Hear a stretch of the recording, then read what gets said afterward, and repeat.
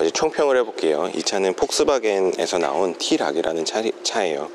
파워트레인은 여러 가지가 들어가는데 제가 탔던 차는 휘발유 1.0입니다. 저는 이 차를 이제 독일에서 한 2,500km 넘게 주행을 했고 한 10박 동안 계속 이 차를 타고 다녔는데요.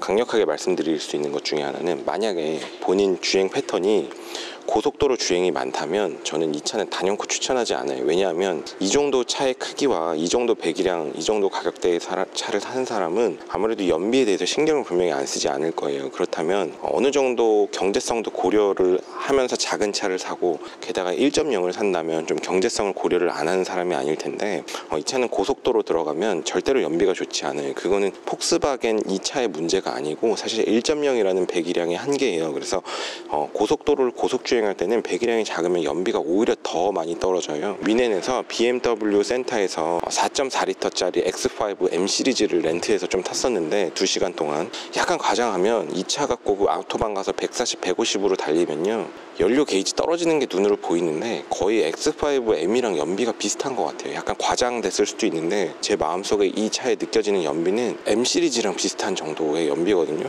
1.0을 갖고 고속도로에서 고속주행하는 거는 별로 좋진 않아요. 그러니까 이 차를 갖고 1.0을 샀는데 내가 그냥 시내 주행만 하거나 뭐 그냥 올림픽대로 이런 데나 달리고 그냥 고속도로도 규정속도 100km 이내로 보통 달리는 정도의 패턴인데 가끔이나 가는 정도다, 그러면 1.0도 상관없어요. 타는데 불편함은 없고 뭐 출력이 그렇게 엄청나게 부족하게 느껴지진 않아요. 전 사실 이 차가 1.0이라고 상상도 못했거든요. 그래서 제가 하고 싶은 얘기는 1.0이라는 출력 자체는 타는데 불편함은 없어요. 고속도로를 올라가서 140, 150을 밟아도 물론 힘은 없지만 뭐 그럭저럭 괜찮게 달려줘요. 그리고 그 다음에 오디오에 대해서 얘기하면 이 차의 오디오는 아주 좋지는 않은데 뭐 그렇게 아주 나쁘지도 않아요. 이 정도면 괜찮아요. 그러니까 약간 미드베이스 음이 조금 떨어지고 너무 저음만 우웅대고 트위터랑 너무 좀 갈라져서 나는 소리가 뭐 좋은 소리는 아니지만 이 차의 급을 생각하면 뭐 훌륭하게 듣고 다닐만 해요. 오디오에 크게 관심이 없는 사람이면 그냥 오디오 좋다고 생각할 만해요. 그리고 실내는 은근히 단정하게 잘 돼 있고 싸구려 같지 않고 뭐 고급지지 않지만 그 가격대에 맞게 잘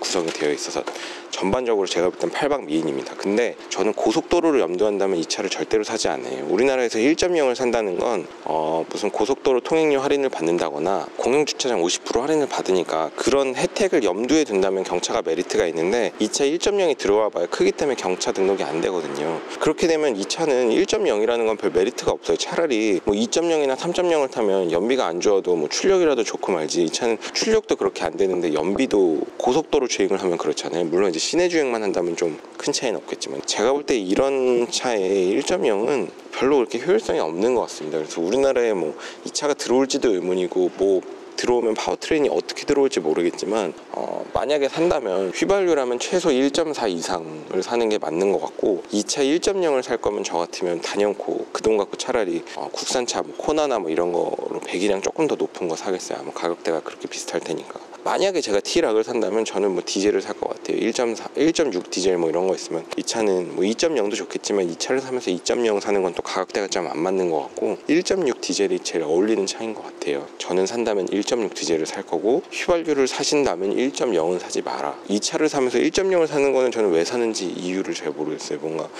되게 저는 그냥 딱 열을 운전하고 나서 1.0 휘발유를 이건 아니다, 그냥 바로 결론이 확실하게 났습니다. 미련 없어요. 끝. 그리고 이게 이제 핸들이 보조 장치가 있어요. 이렇게 차선을 타고 가는데 그 기능이 생각보다 좋아요. 그래서 그냥 완전 자율 같은 건 아니고 얘가 보조를 해줘요. 내가 핸들을 놓으면 안 되고 잡고 있으라고 이제 계속 알람은 뜨는데, 이렇게 잡고 있어도 우리가 고속도로를 여러 시간 달리다 보면 순간순간 집중을 못할 때가 있거든요. 그러니까 순간순간 차선을 조금 벗어날 때 이 핸들이 이렇게 딱딱 조향을 해줘요. 그래서 그 느낌 때문에 마치 조수석에서 누가 야 너 정신 차려 뭐 이렇게 해주는 것 같은 느낌이에요. 그래서 그런 점도 좋았고, 운전하면서 잠깐 뭐 음료수 마시거나 뭐 이럴 때 잠깐 좀 집중을 못할 때가 있는데, 그럴 때 핸들 그냥 잠깐 순간적으로 좀 놔도 얘가 알아서 조향을 해주기 때문에 생각보다 그 기능은 좋았어요. 그리고 어댑티브 크루즈 컨트롤이 있어서 차간 거리를 조절을 해주는데, 그 기능도 저 처음 써봤는데 생각보다 좋았습니다. 차간 거리를 세팅할 수 있고, 세팅할 때 현재 앞차가 지금 얼마큼 가까운지 그런 걸 보여주면서 세팅할 수 있어서 기능적인 것도 좋고요. 실제로 예를 들어서 내 앞에 있던 차가 하위 차로로 빠져서 이 차가 이제 세팅된 속도에 맞춰서 가속을 하는데 상위 차로에 있던 차가 갑자기 들어오는 상황이 있었어요. 그럴 때 근데 얘가 이제 인식을 좀 빨리 해야 되는데 계속 가속을 하고 있더라고요. 그러니까 그런 상황은 아직 완벽하게 얘가 대응을 좀 못하는 감이 있어요. 그래서 어댑티브 크루즈 컨트롤 써도 운전자가 계속 주의를 해야 된다는 점은 있고, 뭐 레이더나 이런 영상 처리 기술이 조금 더 좋아지면 그런 게 조금 더 매끄러워지겠죠. 아직은 조금 부족한 감은 있는데 생각보단 다 좋았습니다. 그래서 이 차의 가격대를 생각하면 그런 기술들이 다 들어가 있는 것도 뭐 훌륭한 것 같습니다. 고속도로 내 추월차로 계속 주행은 단속 대상입니다. 주행차로로 내려와 주세요.